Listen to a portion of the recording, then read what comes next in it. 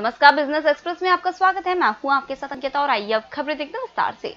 Corona संकट का सामना कर रहे भारत में कोयला, कच्चा तेल, प्राकृतिक गैस, इस्पात, सीमेंट और बिजली उद्योग के कमजोर प्रदर्शन के चलते बुनियादी ढांचा क्षेत्र के 8 प्रमुख उद्योगों का उत्पादन जून में 15% घटा है। इस सूचकांक में लगातार 4 महीने से गिरावट देखने को मिल रही है। इन्हें कोर सेक्टर कहा जाता है। हालांकि फर्टिलाइजर के क्षेत्र में गिरावट देखने को नहीं मिली है। अन्य क्षेत्रों में गिरावट से देश में बेरोजगारी फैलने का खतरा मंडरा रहा है।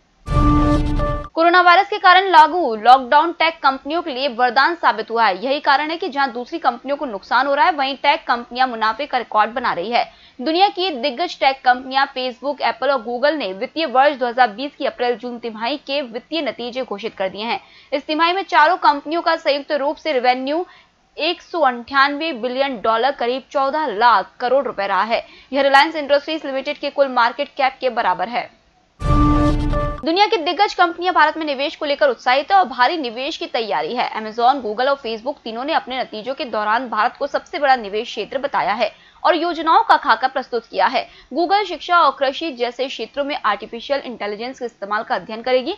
अमेजॉन भारत के छोटे उद्यमों और दुकानदारों को डिजिटलाइज करने की योजना बना रही है।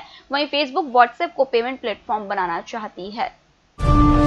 टाटा समूह की commercial vehicle company Tata Motors को चालू वित्त वर्ष की पहली तिमाही में 8,443 करोड़ रुपए का घाटा हुआ है। इस भारी घाटे का कारण तमाम देशों में लॉकडाउन रहा है।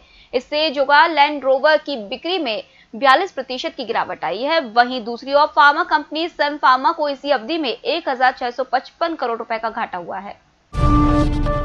कोरोना वायरस संकट को देखते हुए सरकार लोन मोराटोरियम की सुविधा को एक बार फिर बढ़ा सकती है। शुक्रवार को इंडस्ट्री चैम्बर फिक्की के समारोह में बोलते हुए वित्त मंत्री निर्मला सीतारमण ने कहा कि सरकार लोन के पुनर्भुगतान पर मोराटोरियम और रीस्ट्रक्चरिंग को लेकर रिजर्व बैंक ऑफ इंडिया के संपर्क में है। वित्त मंत्री ने कहा कि हम हॉस्पिटैलिटी सेक्टर की जरूरतों को समझते हैं और इसको लेकर सरकार आरबीआई के संपर्क में है।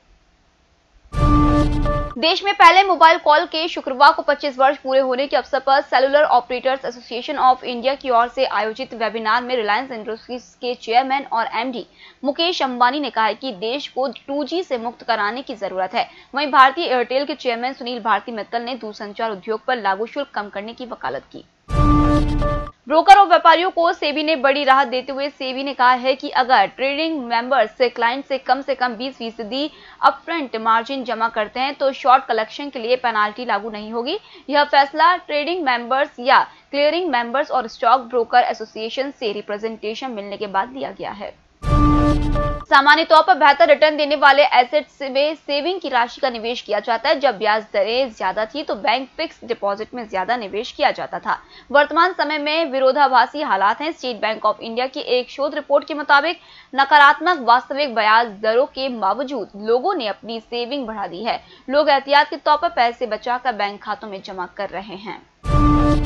अमेरिकी टेक कंपनियां फेसबुक और गूगल को ऑस्ट्रेलियाई मीडिया कंपनियों से ली जाने वाली समाचार सामग्री के लिए भुगतान करना पड़ेगा।